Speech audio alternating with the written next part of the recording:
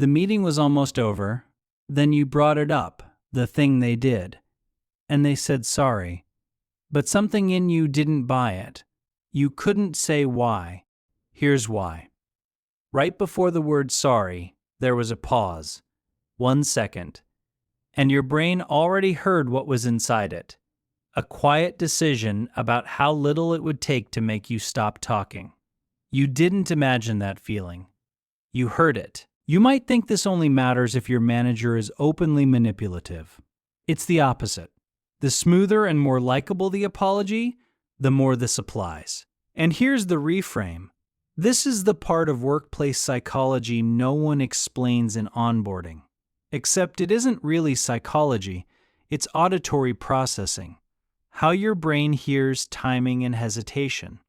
An apology at work is often not repair. It's a transaction, the cheapest way to close your complaint. And there's a 1-second tell that gives away which kind you're getting, if you know how to listen for it. That's the whole method of this channel. We slow it down until you can hear what's inside it. At normal speed, that second is invisible. Slowed down, it's a confession. Rule 1. An apology isn't repair, it's liability management. When someone apologizes, you assume they want to fix it, that the word means what it meant on the playground. They don't. At work, sorry is a tool for closing a ticket. You've opened a cost, a mistake that landed on you, a promise that broke, a meeting where you got talked over, and the apology is the fastest, cheapest way to mark it closed. It runs like a reflex. The cue is your visible frustration. The routine is the apology. The reward is that your frustration goes quiet without anything actually changing. Watch for the "sorry this fell through the cracks" that lands by message at 4:58 on a Friday. Passive voice, no name attached to the falling. Engineered to be received and never continued. And notice the flood of relief you feel for a second. That relief isn't a side effect, it's the product they're buying at wholesale. But the apology isn't even where the truth is. Rule 2. The pause doesn't need to be long. It needs to be different from how that person always talks. You think you judge an apology by what it says. You don't. You judge it by whether the timing matches the person. Your auditory system, the part of the brain built to process speech, doesn't just decode words. It tracks rhythm. Not a universal 1-second rule, but a personal one. How long this specific person usually takes to answer on ordinary days, on easy questions. And when that rhythm suddenly breaks, a beat too long or oddly too fast, your brain flags the gap between the pattern and the moment. This is what I've spent years on: auditory processing and active listening. How people speak, hesitate, and respond under pressure. And here's the part that should relieve you. When you felt something was off but couldn't explain it, you weren't imagining a rule that doesn't exist.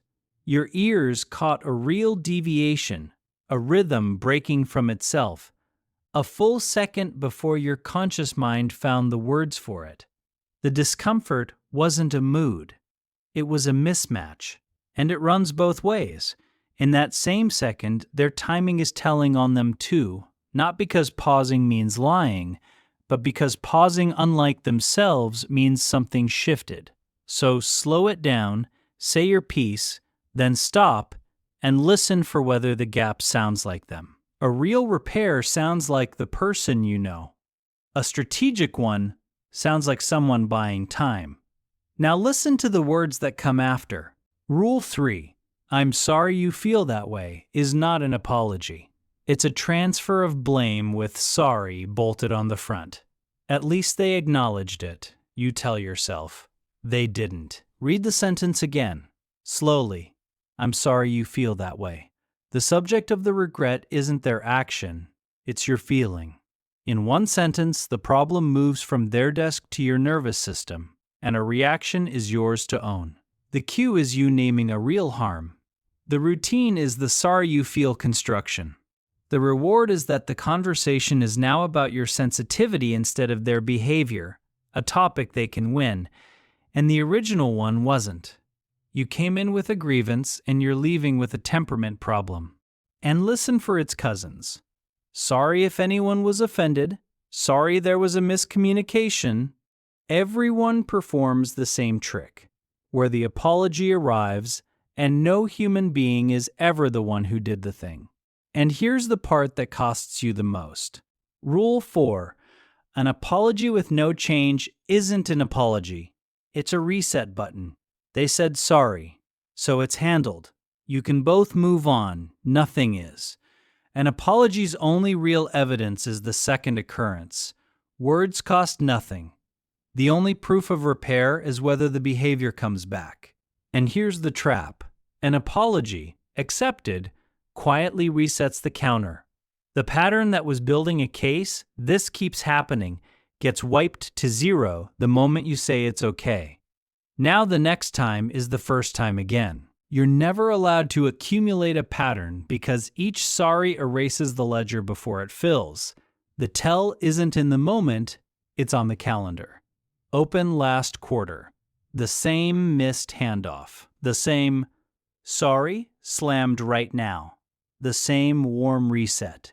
Laid end to end, it's a straight line, but you never lay them end to end because each apology asks you to look at it alone, severed from the 10 before it. So what do you do the next time an apology lands and you feel that flood of relief? Run what I call the repair test. 3 moves. You keep the same cue and the same reward you're chasing. You just change the routine in the middle. 1, hold the second, and listen. Don't rush to fill the silence with, "It's okay, don't worry about it." That reflex is exactly what the loop runs on.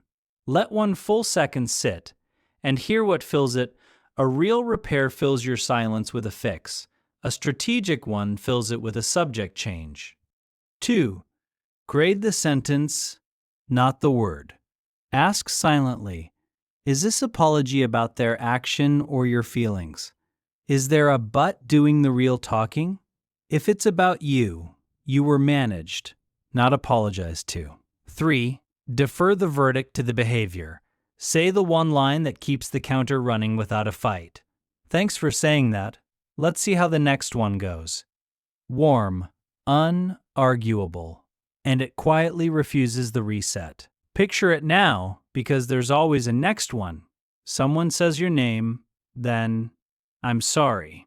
Feel the pull to reassure them. This time you let the second sit, and you listen. The apologies aren't going to stop. The system runs on cheap ones, they're faster than change, and they cost nothing. But now you know where the honesty is.